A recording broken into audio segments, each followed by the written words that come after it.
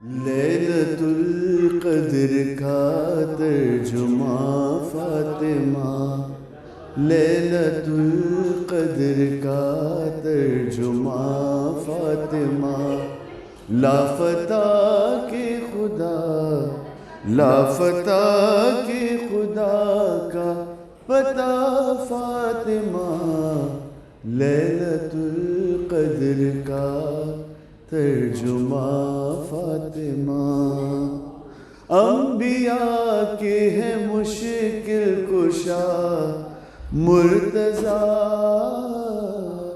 انبیاء کے ہیں مشکل کشا مرتضیٰ، مرتضیٰ کی ہے مشکل کشا فاطمہ، لیلۃ القدر کا ترجمہ فاطمہ، یہ نہ ہوتی تو کچھ بھی نہ ہوتا کہیں، یہ نہ ہوتی تو کچھ بھی نہ ہوتا کہیں، خود کا مطلب ہے کیا فاطمہ فاطمہ، لیلۃ القدر کا ترجمہ فاطمہ، لیلۃ القدر کا ترجمہ فاطمہ۔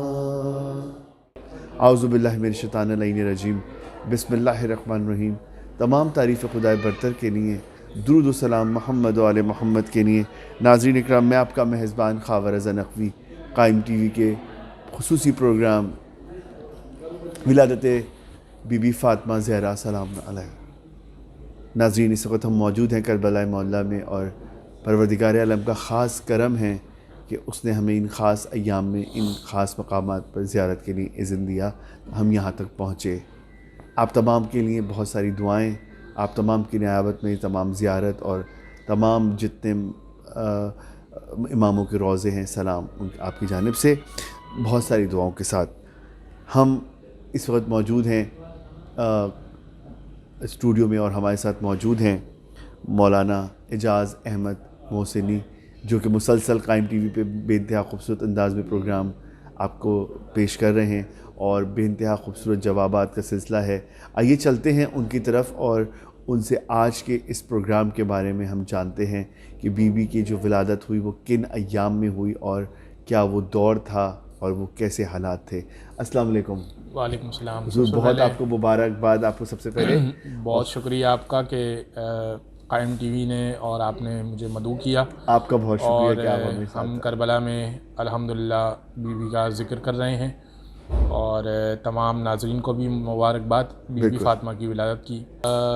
یہ وہ دور تھا کہ جب بیٹی کو ایک لعنت سمجھا جاتا تھا، اور قرآن نے اس بات کا ذکر کیا کہ جب ان کے یہاں کسی کی بیٹی کی ولادت ہوتی تھی تو ان کے چہرے سیاہ پڑ جاتے تھے، اور شرمندگی یا جسے کہیے خجالت سے وہ ایک مایوسی ان کے چہرے پر آ جاتی تھی کہ بیٹی پیدا ہو گئی، یعنی وہ اسے اتنا برا سمجھتے تھے اور ایک عیب سمجھتے تھے، اور پھر اسے وہ زندہ دفنا کر آ جاتے تھے، اور وہ بیٹوں کو شرف سمجھتے تھے، اس لیے کہ ایک جنگ میں ان کو بیٹوں کی ضرورت پڑتی تھی۔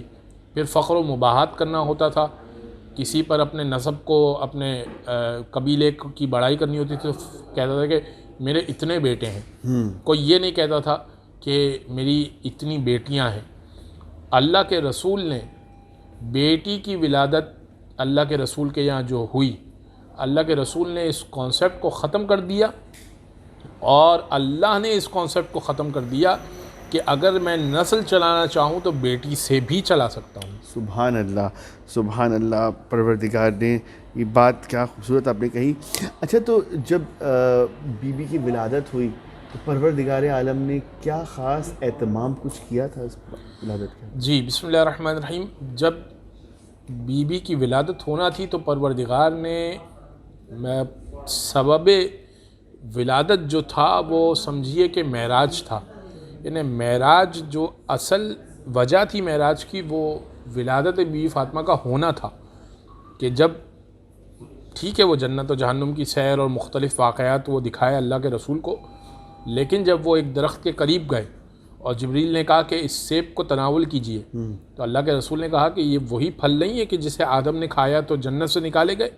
فرمایا کہ یہ وہی پھل ہے کہ جس سبب سے آدم قریب گئے تو اللہ نے نکال دیا، اور آپ کو اللہ نے بلایا ہے کہ آپ کھائیں، یہ نور فاطمہ ہے، یہ پھل نور فاطمہ ہے۔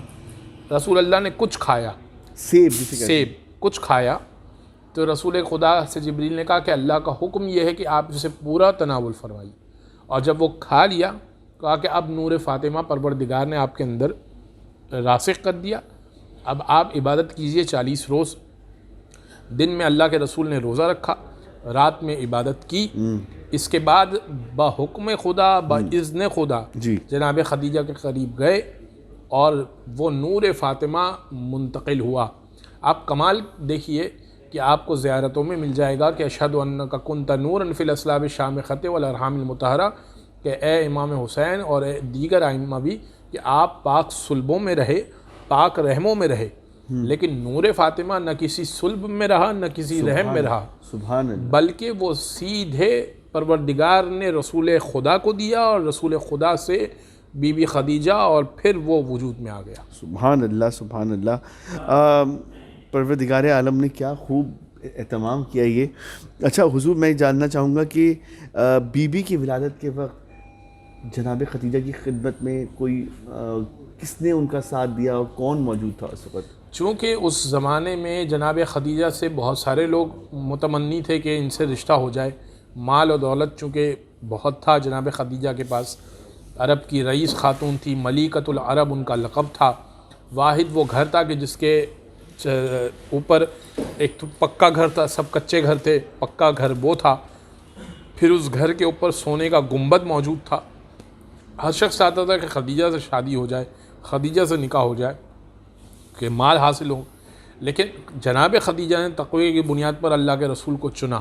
سبحان اللہ۔ اب ایسے میں چونکہ جن لوگوں نے رشتے بھجوائے تھے جناب خدیجہ ریجیکٹ کر چکی تھی کہ تمہیں مال کی خاطر شادی کرنی ہے، تو ان سب نے ایک طرح کا بائیکاٹ کیا ہوا تھا، اس قبیلہ قریش کا بھی، اس وجہ سے بھی کہ رسول نے ایک نئے دین کا اعلان کیا تھا، اور جناب خدیجہ سے ان کی عورتوں نے اس لیے بائیکاٹ کیا ہوا تھا کہ ہمارے جو مرد اس وقت ہیں انہوں نے کہا ہوا ہے کہ خدیجہ کے پاس نہ جانا۔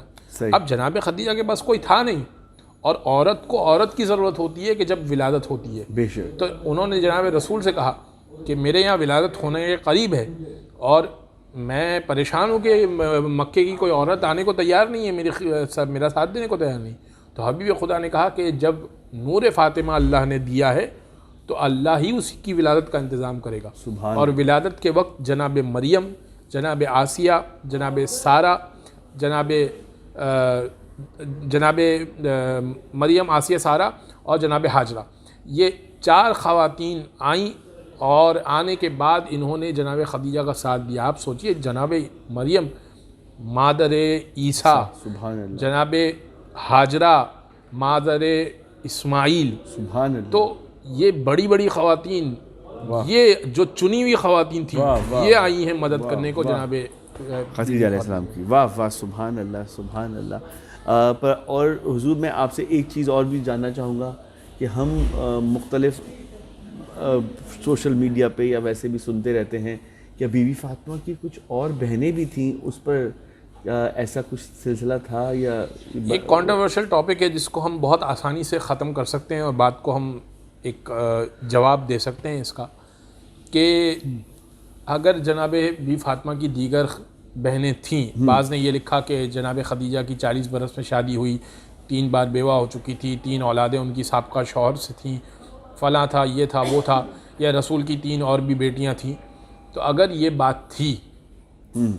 بات تھی تو جب جناب فاطمہ فدق کے لیے دعویٰ کرنے گئی تھیں تو سامنے والے نے یہ کیوں نہیں کہا کہ اے فاطمہ آپ فدق کا دعویٰ کرنے آئی ہیں، بقیہ 3 بہنیں کہاں ہیں جو فدق کا دعویٰ کرنے کیوں نہیں آئیں، ان کی بھی تو وراثت بنتی ہے۔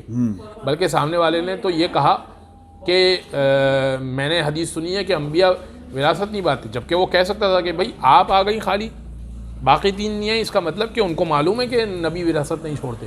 اس کا یہ جواب نہ دینا بتا رہا ہے کہ بی فاطمہ اکیلی بیٹی تھی. بے شک. اور دوسری بات، بی فاطمہ نے یہ کہا کہ علم انی فاطمہ و ابی محمد، جب خطبہ دیا کہ میں جان لو کہ میں فاطمہ ہوں، میرے باپ محمد ہے. یہ نہیں کہا کہ ہمارے باپ محمد ہے، کہا میرے بابا محمد ہے. 3-4 اگر لوگ ہوں تو جب بھی وہ بات کریں گے تو کہیں گے کہ ہمارے والد صاحب، یہ نہیں کہیں گے میرے والد صاحب. بالکل بالکل. تو عصمت کبریٰ پر جو فائز ہو اس سے یہ بعید ہے کہ وہ اس طرح کی خطا کرے. لہٰذا اب یہ جو بیٹیاں کا تذکرہ ملتا ہے یہ کیا ہے؟ یہ لے پالک بیٹیاں تھیں. رسول خدا نے زید بن حارثہ کو بھی پالا تھا، اس طرح سے 3 اور بیٹیوں کو بھی پالا تھا جو اپنی بیٹیاں سمجھ کر پالا تھا. اور پھر ایک اور دلیل بھی اس کی یہ ہے کہ انہی کتابوں میں لکھا ہوا ہے کہ جب رسول خدا کے یہاں ولادت ہو گئی اور بیٹی کی رخصتی ہو گئی تو رسول خدا بی فاطمہ کے یہاں ملنے کے لیے جایا کرتے تھے. کسی ایک کتاب میں یہ نہیں لکھا ہوا کہ رسول بقیہ 3 بیٹیوں کے گھر پہ بھی ملنے جایا بے کرتے. شک بے شک. اگر 3 بیٹیاں، اس کا مطلب وہ لے پالک تھی، اور لے پالک نامحرم ہوتی ہے تو نامحرم کے گھر پہ تو کبھی بھی نہیں جایا جاتا. بے شک بے شک. سبحان اللہ. بہت خوب. ناظرین، ہم آج کے دن یہاں کربلا مولا میں موجود ہیں اور یہ خاص دن تھا، یہ خاص ایام جو کہ بی بی کی ولادت سے ہم یہاں پر منا رہے ہیں اور آپ تک یہ پروگرام لے کر آئے. ہم بہت شکریہ آپ کا. بہت شکریہ آپ کا بھی. پروردگار آپ کو سلامت رکھے اور اس کا خاص اجر بی بی آپ کو عطا کریں. ناظرین، یہ پروگرام کا وقت اب ختم ہوتا ہے. آپ دیکھ رہے ہیں قائم ٹی وی. میں ہوں خاور رضا نقوی. دیکھتے رہیے قائم ٹی وی کینیڈا.